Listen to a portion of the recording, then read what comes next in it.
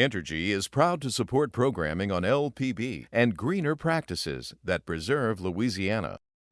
The goal of our environmental and sustainability initiatives really is to ensure that our kids and future generations can be left with a cleaner planet.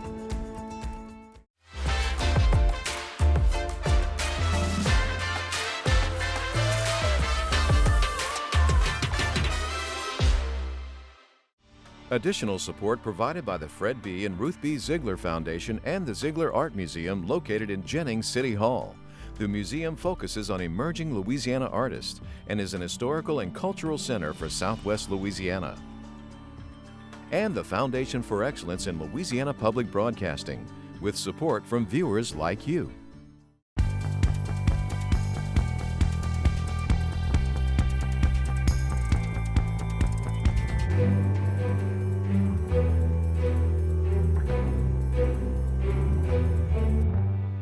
My questions are, why are we doing this?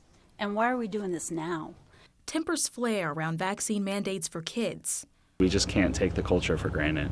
A housing crisis in New Orleans pushing out natives and culture bears.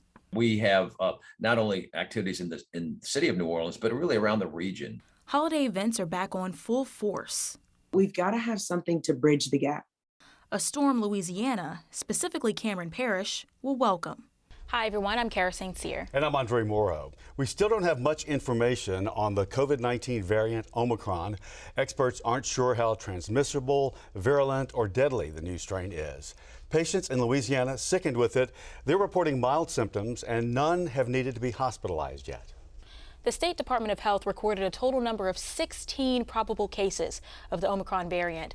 Health officials said 9 of these cases came from the greater New Orleans area, and the rest were spread out between Baton Rouge and areas around northwest Louisiana. The CDC and the Department of Health recommend wearing masks in certain settings and getting the vaccine and booster for protection. And now we'll look at some other headlines making news across the state. Disaster relief made news for older Louisianans from AARP this week. A new disaster relief fund to support victims of Hurricane Ida is now available. The money comes from 10 grants AARP partners with groups like United Way of Southeast Louisiana, Second Harvest Food Bank, and Southeast Louisiana Legal Services. The deadline to apply for individual help from FEMA has passed, but the federal agency remains on the ground in Louisiana, helping with long-term recovery. If you check with the agency, there is still help that can be given to you. Storm-battered Lake Charles has been hit by 2 hurricanes, ice and record cold, and floods in the past year and a half. And now homeowners are finding the coverages they've paid to protect them isn't coming close to doing so. Answers from the state insurance company have not yet come either. UL Lafayette football coach Billy Napier landed a prize job with the Florida Gators, while LSU offered former Notre Dame coach Brian Kelly a giant $95 million 10-year contract. Napier's Florida contract is $51 million for 7 years, both signed late last week.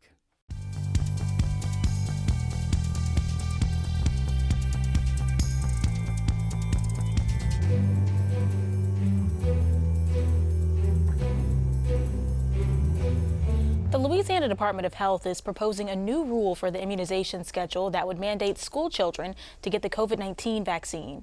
The proposal is backed by Governor John Bel Edwards, but despite his approval, the proposal is receiving a lot of backlash from lawmakers and parents. In a hearing on Monday, the House Health and Welfare Committee voted against the proposal, imploring the governor not to approve it. My questions are, why are we doing this? And why are we doing this now? It was a long meeting between lawmakers, concerned parents, and public health officials. So like the flu shot, I believe the COVID vaccine should be highly recommended, but not mandated. I also think this proposed rule change is executive overreach. But after nearly 8 hours of back and forth, the Louisiana Health and Welfare Committee hearing ended Monday, rejecting the Louisiana Department of Health's proposal to mandate the COVID-19 vaccine for school children. The Louisiana Department of Health does not have the authority to do what they are proposing.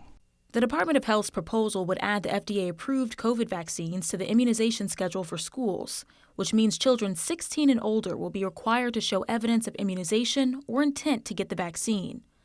This type of mandate isn't new. Parents are already expected to provide immunization records for the measles, mumps, and hepatitis B. But throughout this meeting, questions swirled, mostly around the Louisiana Department's authority to pass a mandate like this one. The Department of Health cites statutes that give them broad authority to take necessary actions to control the spread of disease. While this may be true, these statutes do not give them the authority to prohibit any attendance in school. That's not completely true, according to the Department of Health, which cites Louisiana's sanitary code. The code states that each person entering any school within the state for the first time at the time of registration or entry has to give satisfactory evidence of immunity to or immunization against vaccine-preventable diseases, according to a schedule approved by the Office of Public Health, Louisiana Department of Health, or shall present evidence of an immunization program in progress. The code also does not remove children from school if they opt out of the vaccination process. Instead, it's written that students or parents can submit a written dissent or provide a doctor's note that excuses them from the mandate. The only time a child will be removed is if there's an outbreak of that specific disease at their school. Then those kids will be sent home until the appropriate disease incubation period has ended. But authority to pass this mandate wasn't the only issue raised at this meeting. We're going to subject the healthy children in our state, throughout our state, with a vaccine that has minimal testing, no long-term testing whatsoever, and jeopardize their health. I don't understand that. Opposers raised concerns about the vaccine's efficacy and questioned whether children are immune to COVID-19. Others were concerned about discrimination against people who choose not to vaccinate their kids. Many concerned parents with adolescents in Louisiana public school systems, including myself, feel that it is our responsibility as parents to protect our children. The Louisiana Department of Health pushed against the opposition with facts. Dr. Joseph Kanter explained that this vaccine is no different than others on the immunization schedule. He also cited that COVID-19 was the 6th leading cause of death for children ages 5 to 14 and the 4th leading cause of death for ages 16 to 24 in September. Ultimately, we must recognize the profound impact COVID-19 has had on our lives these past 21 months. Over 14,800 of our friends, family, and neighbors in Louisiana have lost their lives. Despite Kanter's testimony, the committee still voted against the mandate 13-2. The Senate Health and Welfare Committee will vote on the vaccination mandate next before it heads to the governor for a final decision. Once it's on his desk, the governor can ultimately affirm or deny the committee's votes. Governor John Bel Edwards does have the power to overrule both committees should they vote against the mandate. In a press conference last week, Edwards said he supports adding the COVID-19 vaccine to the immunization schedule.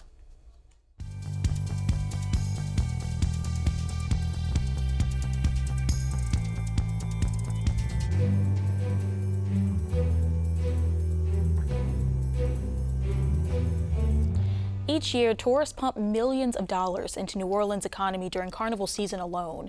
But many of the culture bearers who draw tourists to the city are paid low wages and are having a pretty hard time finding housing they can afford.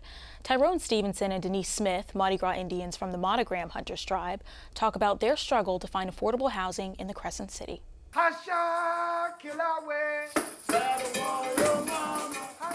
Tyrone Stevenson is the big chief of the Monogram Hunters, a Mardi Gras Indian tribe in New Orleans. For 38 years, Big Chief Pie, as he's called, has suited up in feathers and beads with Big Queen Denise Smith by his side. Born and raised in New Orleans, Smith and Stevenson have spent a lifetime participating in the 300-year tradition of masking as a Mardi Gras Indian. The tradition dates back hundreds of years to slavery, when Native Americans in the region helped hide and protect runaways from slave owners. For generations, Black New Orleanians have used feathers and intricate hand beading on their suits as part of a ritual of gratitude. And it's this fundamental culture that Stevenson and Smith are teaching and passing down to younger generations. Which is why in 2020, they were devastated to move 33 miles away to Slidell, Louisiana, where housing prices are more affordable. Looking for a house in New Orleans was horrible. I did the research on different homes, looking for something. It took us a year to find something, but we didn't find it in New Orleans. Since moving, Smith and Stevenson have been commuting to the city for community events as often as they can. But commuting is expensive, time-consuming, and logistically challenging. They have to rent a truck just to transport Stevenson's large Mardi Gras Indian suits for each event. They worry that if more culture bearers like them are displaced, New Orleans will rapidly lose its sacred traditions. If you can't be here to teach and prepare the way for the children, which are the future for us, you know, if we can't be here, we can't afford to live here, you know, how can we teach the culture? How will the culture survive? According to the Apartment Guide Rent Report, the average price of a one-bedroom in New Orleans is about $1,700, while a two-bedroom is $2,400. This is an 18% jump from 2020's averages, and the price increases show no signs of slowing. For Smith and Stevenson, the cost of rent combined with other expenses is too much. Anything under $1,350 will be affordable because you pay $1,350 plus light, water, gas, trash, mowing the lawn, you know, gardening. It's just it's a lot of money. It's a lot. Then still trying to maintain the thing that got you here, the culture. The culture. When major storms like Hurricane Ida in 2021 or Katrina in 2005 blow through, it damages homes, displacing residents. That limits the supply of houses, even while the demand is high, which in turn raises rent prices. In a study done by the Federal Bank Reserve of Dallas, economists found that hurricanes surge rent prices, with a 3 to 4% peak occurring around 3 years after the storm. That's creating a nightmare situation in New Orleans, which for 2 years in a row has barely had time to recover from one storm before being hit with another one. Devin DeWolf is part of an emerging movement taking on the housing crisis through Feed the Second Line, a charity organization dedicated to supporting local culture. He says that fair housing is inextricable from preservation efforts. You know, Feed the Second Line is about supporting the people who make our city's culture, and we just can't take the culture for granted. Feed the Second Line is beginning a new initiative to connect culture bearers with affordable housing, starting with Stevenson and Smith. The nonprofit has helped them to secure an affordable rental home in the 7th Ward, where Stevenson grew up. The house is currently being renovated based on best practices of historical preservation for the area. I put my first suit on right down the block from this place right here. I was 11 years old, and I've been mastering ever since. This first home is a test pilot for DeWolf, who's also creating a music festival that'll use proceeds to create even more housing opportunities for culture bearers. So Big Chief Pie in this house is just one example of what could be possible. And if we think about the whole city and all of the different cultural groups that make culture in this city, I think it would be the best thing we could do to preserve New Orleans culture is make sure each and every group has their own spot, has ownership in their neighborhood, and that will really keep the culture from generation to generation. Stevenson and Smith's home is currently under renovation. They don't have a move-in date just yet, but they already feel a weight has been lifted. DeWolf says Feed the Second Line has a lot more projects underway for the greater New Orleans area. And if you want to donate to Feed the Second Line, you can visit feedthesecondline.org.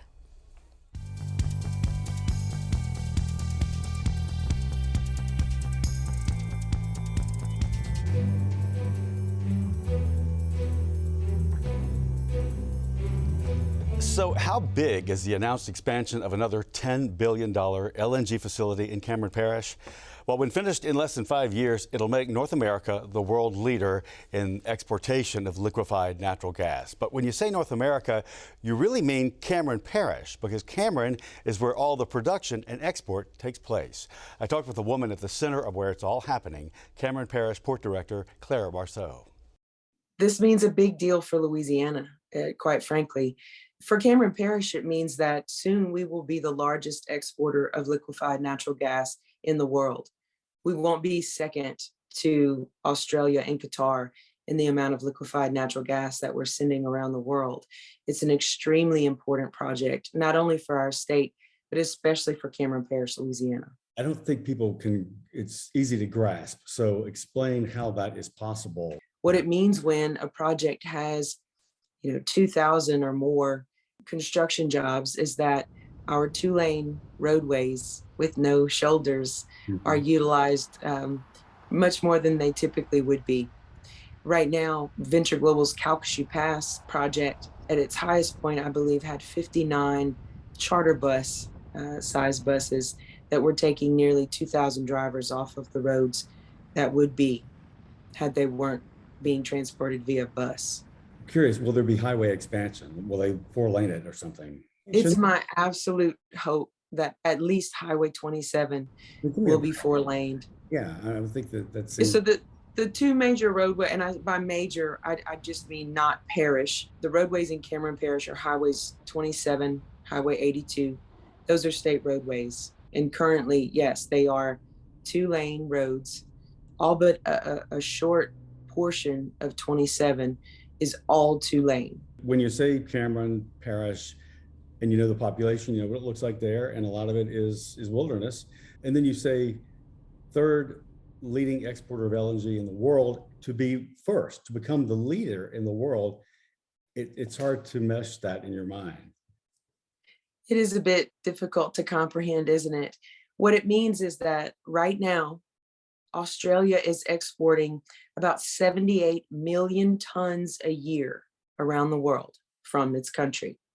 Qatar is exporting about 77 million tons a year around the world. Cameron Parish, if Cameron Parish were a country, we'd be third in line. Wow. And when projects like Venture Global LNG's Calcasieu Pass, which is their original facility that is nearing the completion of its construction and will soon begin exporting, and you add that to the capacity that's coming from Cheniere Energy's Sabine Pass facility, Sempra's Cameron LNG facility, both projects already exporting, we go from about 65 million tons a year all the way to surpassing Australia and Qatar. At some point, we will surpass 100 million tons a year coming from Cameron. So we are the major reason why North America is third among nations. Right. It's really Cameron Parish. It's really, yeah. In fact, it is really Cameron Parish. The companies that are actually building these facilities, we see tremendous engagement in our community, not just when it's bright and sunny, which it is so much of the time here in Cameron Parish, but when things are frightening and we return after pretty utter devastation, like Laura and Delta, when they're doing things like helping us clear roadways. That's a significant role to play in a place like this. Yeah. This is not an easy place to live. Right. You've chronicled a bit of my life in the last few years. To see a project of this magnitude, like what you'll see with Calcasieu Pass 2, be constructed ahead of schedule in many cases, with sometimes as many as 2,000 construction workers to as many as 12,000 construction workers for a project like Cameron LNG and Hackberry. That's a huge range. The talent, the local talent that is utilized, can be utilized. These are life-changing opportunities, not just for the developers of these projects or countries that could not get access to liquefied natural gas before the ones that are here are exporting, but for the people like me who live here. The expansion for Calcasieu Pass 2 will simply be more of the project that you most recently saw when you were here in Cameron. So Venture Global LNG has a project that they're nearing completion on called Calcasieu Pass. Calcasieu Pass 2 will expand on that same site, both to the east and the west. If you look at economic development, which is boasting this project expansion, but you're hearing that it's a much greener footprint that it leaves behind. Is that accurate? Well, I'm not a scientist, but my research shows me that liquefied natural gas has the emissions equal to half of what traditional coal would. Okay. And so anything that cleans up Coal's Act is certainly an improvement.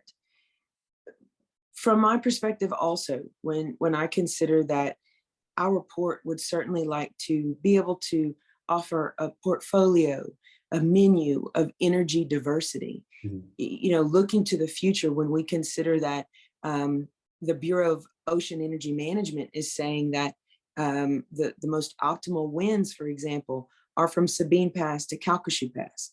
That's our port district here in Cameron Parish. There's still, even if projects were to begin construction immediately to harness solar energy, wind energy, we still got a gap of time. And liquefied natural gas is a high performance option when it comes to meeting that gap. We don't go to sleep tonight and wake up next week and have completely green projects. That would be fantastic. But we've got to have something to bridge the gap. Right. And liquefied natural gas is doing just that. Claire, thanks for, as always, talking to us and giving us the scope of what's happening and what this means. I appreciate it. Great to see you. Always, you too, Andre.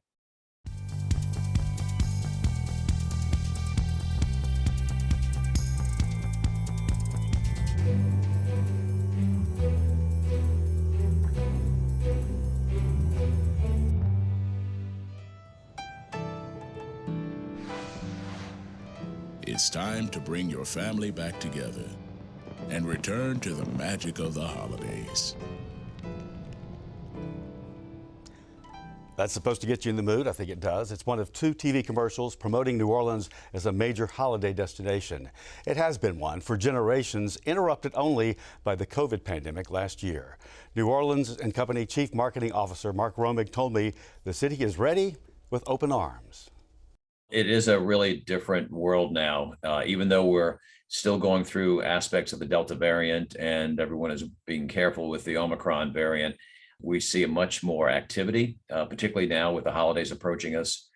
New Orleans just had a very successful Bayou Classic where we had Southern and Grambling playing in their annual football game. It returned to New Orleans this year. It was in Shreveport last year, and we're very happy to have it back. It was a great Thanksgiving weekend. And now we're in Holidays New Orleans style, which is our annual celebration of all things festive about the city during the holidays, restaurants, hotel deals. We have concerts, and FAR magazine just listed New Orleans as one of the top 10 destinations in the world to visit during the month of December because of all this activity that occurs here in the city.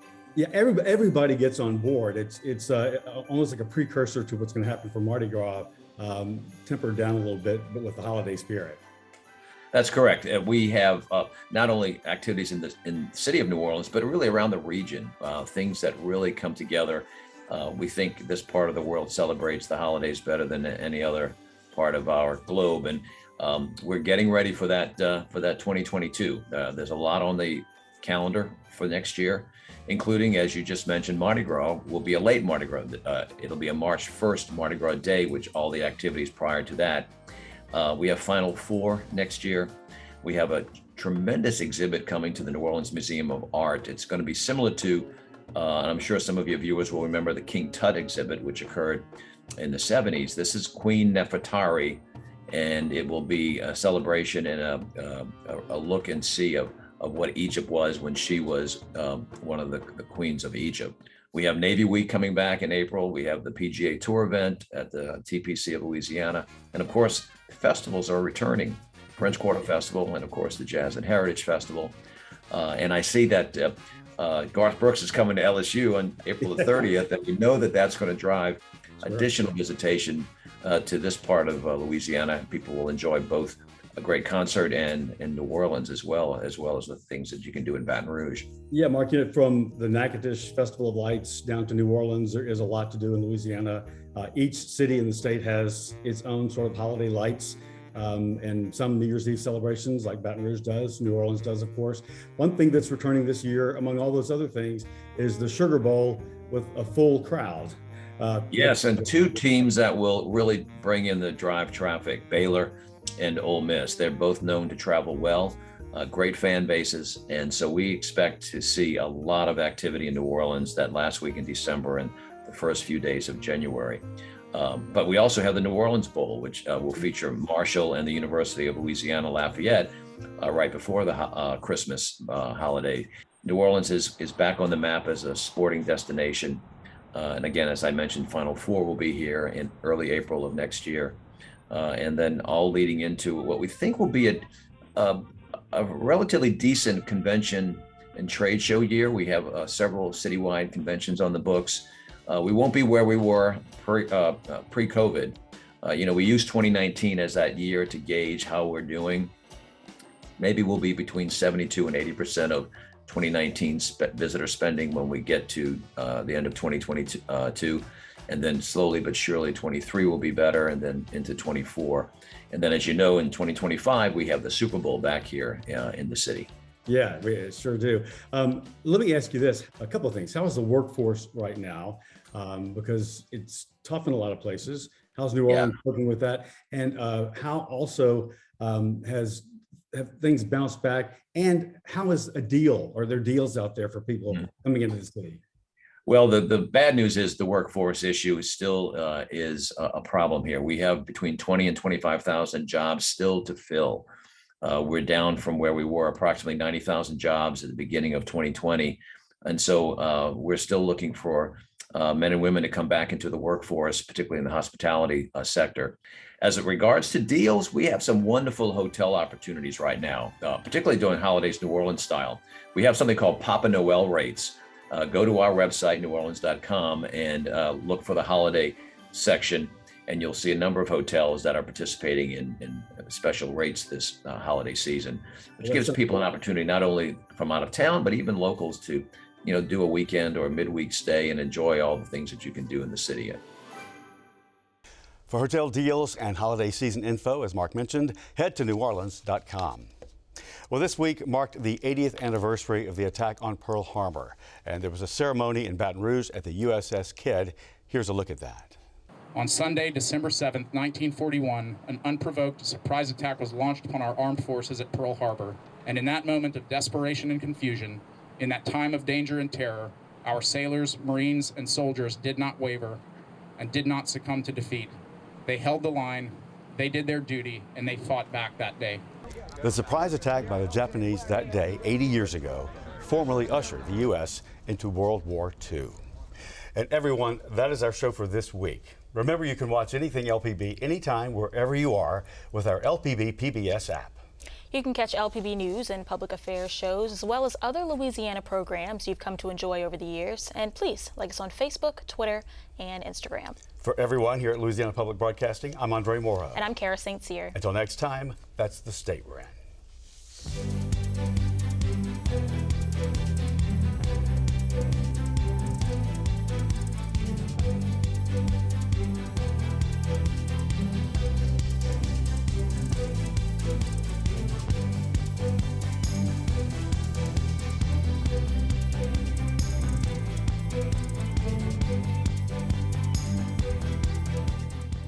Entergy is proud to support programming on LPB and greener practices that preserve Louisiana. The goal of our environmental and sustainability initiatives really is to ensure that our kids and future generations can be left with a cleaner planet.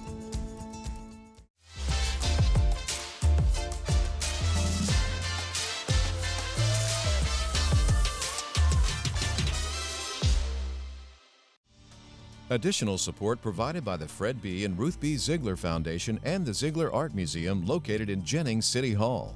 The museum focuses on emerging Louisiana artists and is an historical and cultural center for Southwest Louisiana. And the Foundation for Excellence in Louisiana Public Broadcasting, with support from viewers like you.